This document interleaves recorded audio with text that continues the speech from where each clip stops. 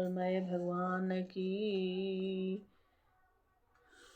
अब मैं आप लोगों को देवर्षि नारद जी का भगवान कृष्णचंद्र की गृहचर्या देखने का कथा सुनाऊंगी। ध्यान पूर्वक सुनिएगा। नारद मन इच्छा भई देखन यदुपति माठाम, धरि रूप 16 सहस्त्र प्रभु राजत सबके धाम। श्री सुखदेव जी बोले, हे परीक्षित, भगवान श्री कृष्ण की 16,108 रानियां होने की बात सुनकर नारद जी को यह देखने की बड़ी अभिलाषा हुई। भगवान कृष्ण एक ही शरीर से 16,108 रानियों के साथ किस प्रकार रहते होंगे। इस अभिलाषा से नारद जी एक दिन द्वारकापुरी में पहुँचे। उन्होंने द्वारकापुरी के भव्य भवनों की अलौकिक शोभा देखी। द्वारकापुरी में स्फटिक, मणि तथा सोने चांदी से बने हुए जो लाख महल थे, जिनके फर्श में मरकत मणि जड़ी हुई थी। सुंदर सुंदर राजपथ, गलियां हाट चौहाट थे।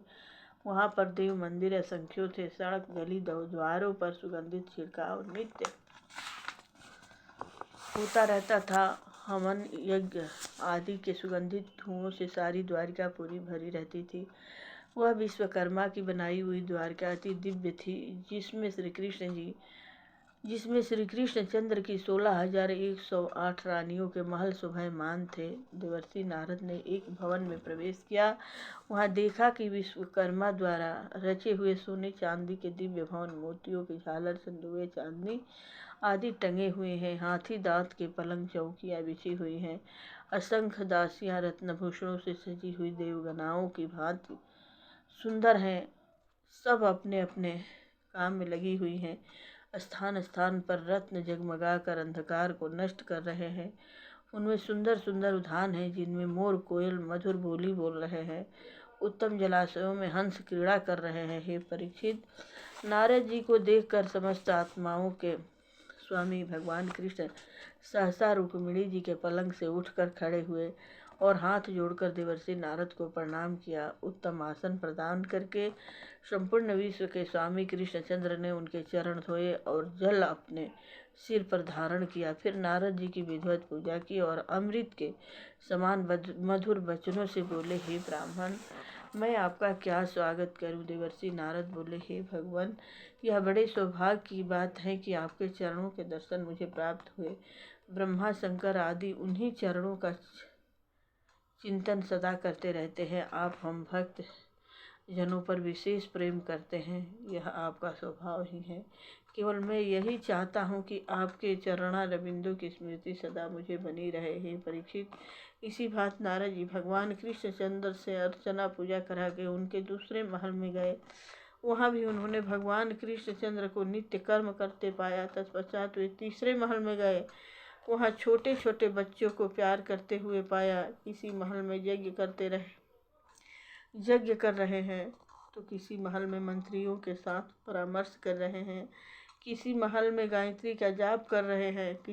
इसी भांत नारद जी ने 16,108 महलों में जाकर भगवान कृष्ण जी की नई नई लीलाओं को देखा। तब देवर्षि नारद ने मुस्कुराते हुए भगवान श्री कृष्ण से कहा, जब योगीश्वर ही अपने योग से अनेक माया रच लेते हैं, तब आप तो ब्रह्मा आदि बड़े बड़े मायावियों के भी ईश्वर योगेश्वर है। फिर आपके लिए यह लीला कोई नई बात नहीं है। संपूर्ण ब्रह्मांड में आप ही परिपूर्ण हो रहे हैं। तब भगवान कृष्ण बोले, हे नारद जी, मैं धर्म का उपदेश करने वाला, उसका पालन करने वाला तथा उसको मानने वाला भी हूँ। इसलिए मैं संसार को धर्मपूर्ण शिक्षा देता हूँ। प्रत्यक्ष रूप में उसका आचरण भी करता हूँ। मेरे प्रिय पुत्र नारद, तुम मेरी योग माया में मोहित मत होना। श्री सुखदेव जी बोले, परीक्षित, इसी भांति भगवान कृष्णचंद्र नित्य अपनी पत्नियों के साथ उतने ही रूप धारण करके नित्य नई नई लीलाएं करते थे। जो पुरुष इनकी इस कथा का गायन श्रवण करता है, उनको भगवान कृष्ण की भक्ति अति शीघ्र प्राप्त होती है। प्रेम से बोलिए, मंगलमय भगवान की जय। श्री कृष्ण गोविंद हरे मुरारी, हे नाथ नारायण वासुदेवा, हे नाथ नारायण वासुदेवा, हे नाथ नारायण वासुदेवा। वासुदेवा। आरती श्री भागवत जी की, करत पवित्र भावना है की। श्री नारायण मुख की वाणी, पढ़ते ब्रह्मा और ब्रह्माणी। शंकर पार्वती सुख मानी, कृष्ण कथा सुख धाम हरि की। आरती श्री भागवत जी की, करत पवित्र भावना है की। श्री संकादिक से शेष बखानी, नारद मुनि परम सुख मानी। व्यास मुनि सर्वोपर जानी, लिखि पुराण तिलक की टीकी। आरती श्री भागवत जी की, करत पवित्र भावना है की।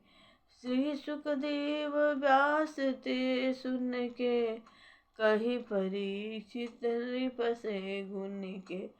गंगा तट संतन को चुन के, ज्ञान वैराग्य भगति हुए की।